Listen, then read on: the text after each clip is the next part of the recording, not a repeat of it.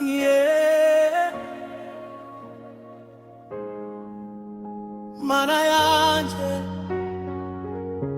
ni wowe nkwiringiye. Haleluya. Nabyutse uyu munsi ngiri muzima, ni ubuntu bwawe bwankomeje. Nanyuze mu mibabaro myinshi, ariko ukuboko kwawe kurandinda. Nagiye aho ntekereza ko ndangiye,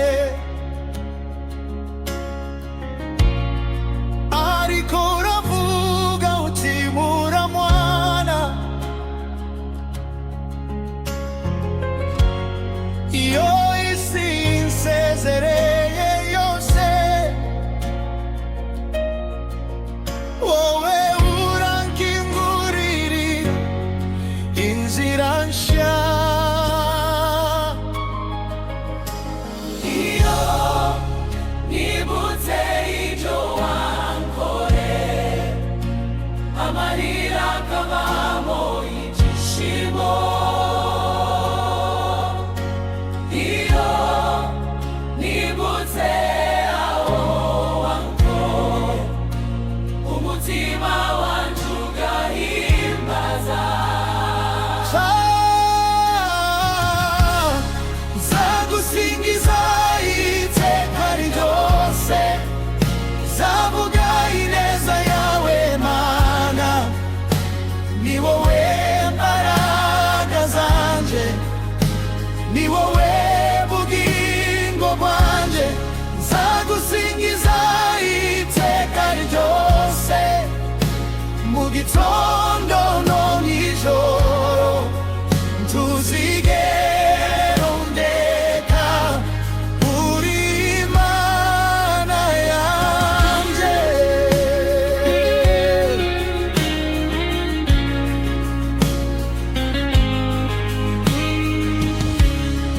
Hari igihe nabuze amagambo, nabuze n'inshuti zo kumbwira humura.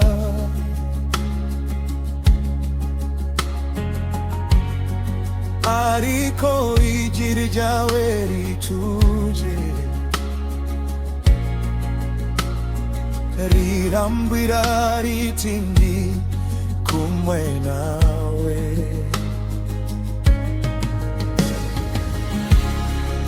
Iyo imvura ibigeragezo iguye, umva igisenge kinkinga.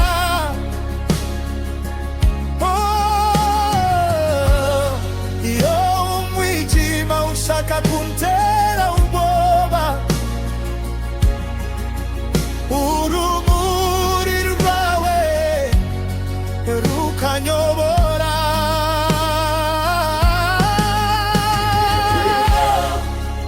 Nibutse ibyo wankoreye, amarira akavamo ibyishimo. Iyo nibutse aho wankuye, umutima wanjye ugahimbaza.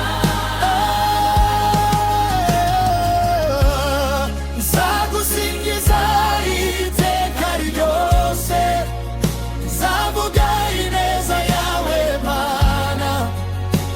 Ni wowe mbaraga zanje, ni wowe bugingo bwanje. Nzagusingiza iteka ryose, mu gitondo no mw'ijoro. Ntuzigera undeka, uri Imana yanje.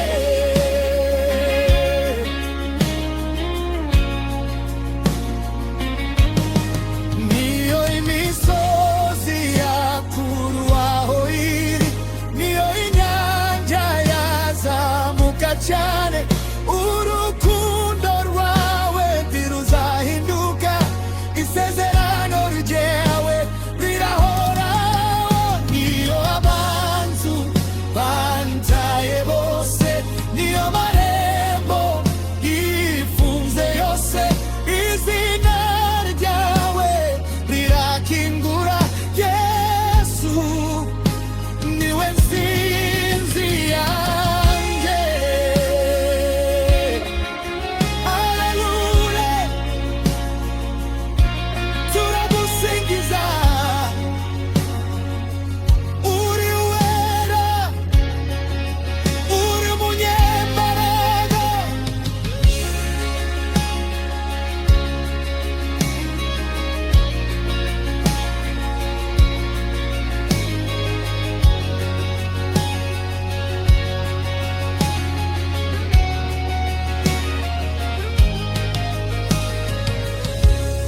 Nabonye ukuboko kwawe k'ubuzima bwanjye, nabonye ibitangaza byinshi,